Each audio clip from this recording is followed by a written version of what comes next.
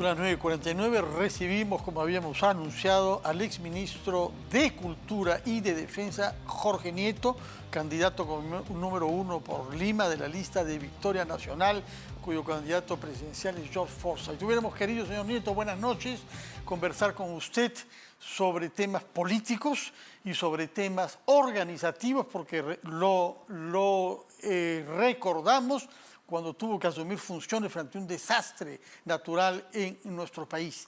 Pero tenemos que comenzar con temas que tienen que ver con la ética pública y con la lucha contra la pandemia, puesto que, como usted sabe, ha habido esta cascada de revelaciones en estas últimas horas y de renuncias que muestran que hay un problema de funcionamiento al interior de nuestro Estado. ¿Qué análisis hace usted de las revelaciones que hemos conocido en los últimos días sobre las vacunaciones irregulares de algunos funcionarios públicos? Bueno, aquello fue un desastre natural, como recuerdas tú, Fernando, pero esto es un desastre moral. Estamos ante una situación absolutamente irregular, más que irregular, pero es un asunto que tendrá que investigar por un lado la Fiscalía y por otro lado seguramente el Congreso generará la comisión necesaria y si no lo hace tendrá que hacer el siguiente Congreso una comisión que investigue en general todo el manejo de la pandemia, porque no por casualidad hemos tenido los resultados en vidas humanas y en puestos de trabajo perdidos que han sido récord en el mundo. De modo que estamos ante una situación realmente indignante. La gente está con la sensación de la traición. Yo me imagino cómo deben haberse sentido los peruanos en el siglo XIX cuando amanecieron un día con un presidente fugado del Perú con el dinero que se suponía que era para la compra de armamento en la guerra con nuestro vecino del sur, o en menor medida lo que sentimos cuando nos tiraron la presidencia de la República por fax desde el Japón. Bueno, estamos ante una magnitud de traición de esa naturaleza. Hay una indignación muy grande en la población y esto no puede pasar por agua tibia. Tiene que ser investigado y tiene que ser sancionado. Quien piense que la autoridad actúa con impunidad y sin atender a las leyes y a las regulaciones que hacen que su comportamiento sea encausado, se equivoca. Y me sorprende las declaraciones que he escuchado del señor investigador de la Cayetana Heredia con un desconocimiento absoluto de lo que es el funcionamiento del Estado. Sabíamos por nuestro gran literato Mario Vargas Llosa que habían literatos que eran malos políticos. Ahora podemos, creo, saber también que pueden haber magníficos investigadores, pero que de ciudadanía y de cívica están bastante lejos. ¿Cómo juzga usted lo actuado hasta ahora por el actual presidente de la República, el señor Francisco Sagasti? Mire, hemos visto inicios dubitativos, mensajes comunicacionales bastante enredados, pero ha tenido reacciones rápidas, está trabajando con fuerza y con intensidad. Hay cosas que se deben mejorar.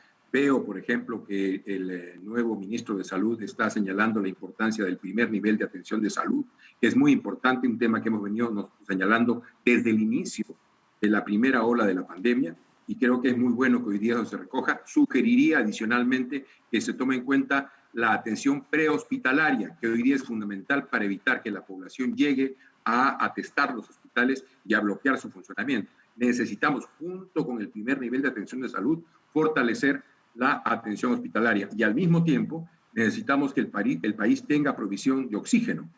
Yo he podido tener de primera mano, he hablado con la persona que hizo en su momento la oferta en junio del 2020 para instalar plantas generadoras de oxígeno en el país que nos hubieran permitido resolver esta situación. Esas cartas, Fernando, ni siquiera fueron contestadas y fueron reiteradas desde junio, julio, agosto y septiembre. Es decir, ya en el momento en que la primera ola de la pandemia comenzaba a declinar y sin embargo no fueron contestadas. Hoy día yo he publicado en Twitter porque desde el mismo país que se hizo la propuesta de plantas de oxígeno se nos señala que hay un medicamento que puede ser eficaz contra la pandemia. Hay algunos países que están en este momento buscando ser parte del proceso de experimentación de la medicina.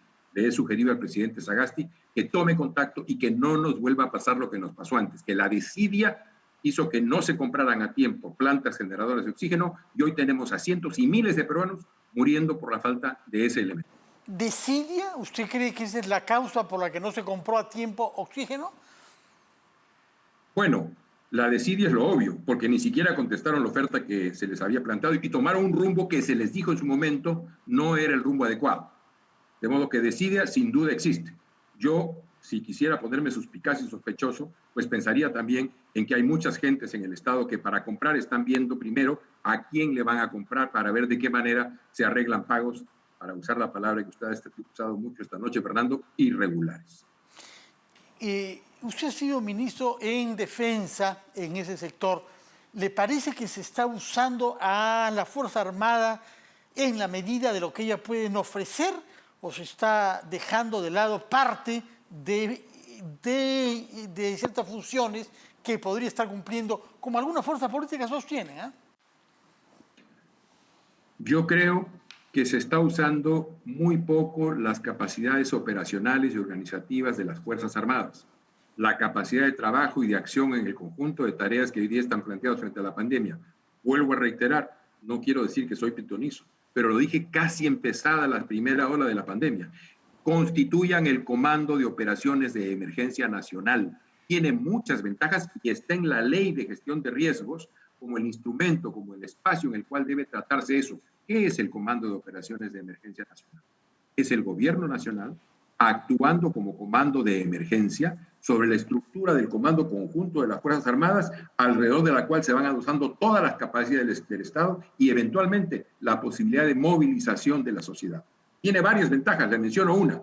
En la mesa del COEN, según el fenómeno del que se trate, puede ser unos huaicos, puede ser una pandemia, puede ser un sismo, según el fenómeno del que se trate, tienen que estar todas las capacidades técnicas y científicas del Estado sobre la mesa de decisiones.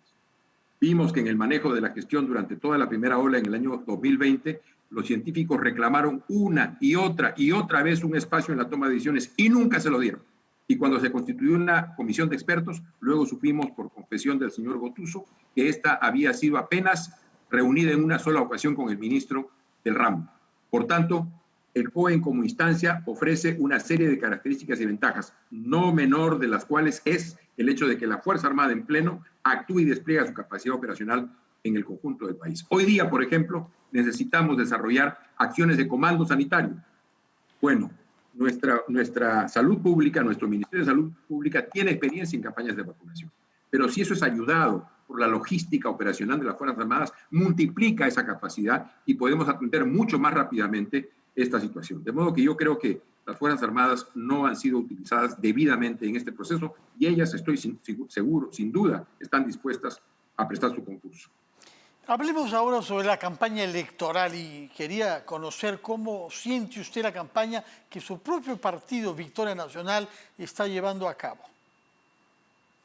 Bueno, las campañas en general están pues atravesadas por esta situación, Fernando. Yo debo confesar que en las distintas presentaciones que tengo, salidas que tengo a través del Zoom, eventualmente de actos presenciales, guardando todas las distancias necesarias. Porque ya tuvo COVID, usted me parece, ¿no? Ya tuvo COVID. Ya estuvo infectado. Efectivamente, yo estuve ya con el COVID, estuve 3 semanas con el COVID y finalmente, felizmente, lo superé, no a través de una vacuna indebidamente puesta, sino a través de atravesar la enfermedad con los cuidados necesarios de amigos médicos que en su momento me atendieron. Pero vuelvo al tema, la campaña está atravesada por esta situación y le decía que a uno mismo le da vergüenza decirle a la gente, oiga, piensen en darme su voto. La gente está buscando que cambien en el hospital, cambien la unidad de cuidados intensivos. Tenemos que atender eso y hacer un ejercicio de solidaridad. Estamos tratando de empujar eso también y de esa manera usar la campaña electoral para poder ser parte de la comunicación que haga que la población adopte los cuidados necesarios y también promover, como lo estamos haciendo en varias zonas de Lima, la posibilidad de que distintos sectores sociales apoyen lo que hoy día es un tema fundamental. Necesitamos atender la alimentación de la población más pobre de las ciudades. Hoy día, Fernando, está habiendo hambre en muchas ciudades. Y yo hago una invocación y un llamado a todos aquellos que tienen capacidades y posibilidades mayores que la gente más desfavorecida, para que puedan extender la mano, para que puedan hacer colectas, para que puedan conectarse con organizaciones sociales populares y podamos apoyar también nosotros esta tarea que está desarrollando con mucho heroísmo un conjunto de mujeres en los barrios de Lima. Y queda poco tiempo y yo quisiera preguntarle dos cosas. Todavía la situación del candidato presidencial y la prensa presidencial frente al Jurado Nacional de Elecciones, que debe pronunciarse sobre la improcedencia o no. Y antes que eso quisiera que nos diga una palabra. Se ha leído la última encuesta Ipsos en la que se registra una caída de las intenciones de voto en favor del candidato George Forsyth. ¿Cómo lo interpreta usted? ¿Por qué esta caída? Bueno, mire, Sí las he leído. Metodológicamente hay algunas cuestiones en la encuesta que habría que revisar, porque hay partes en las cuales se complementa la información que no se puede recoger de modo directo a través de la vía telefónica, lo cual genera cierto sesgo, me imagino, en ciertos sectores que no tienen todos acceso al teléfono. Pero más allá de eso, efectivamente hay una caída. Tenemos que revisar lo que estamos haciendo, tenemos que hacer los ajustes necesarios, tenemos que regresar nuevamente al debate político, a levantar propuestas, y creo que hay que corregir. La campaña es un esfuerzo constante, es una maratón, no es una carrera de 100 metros. Y en ese proceso hay que hacer las evaluaciones necesarias para que podamos hacer los ajustes y seguir trabajando para conseguir la voluntad y el voto de la gente. Y respecto del bache que ha significado en el Jurado Nacional de Elecciones, ¿qué espera usted? Bueno, yo mismo estoy en este momento fuera del proceso electoral. Hemos presentado ya el alegato, ha sido elevado al Jurado Nacional de Elecciones, el Jurado Nacional de Elecciones ha dejado esto al voto, de modo que estamos esperando que falle de acuerdo a derecho. Tanto en mi caso como en el caso del señor Forsyth, los argumentos dados no son consistentes.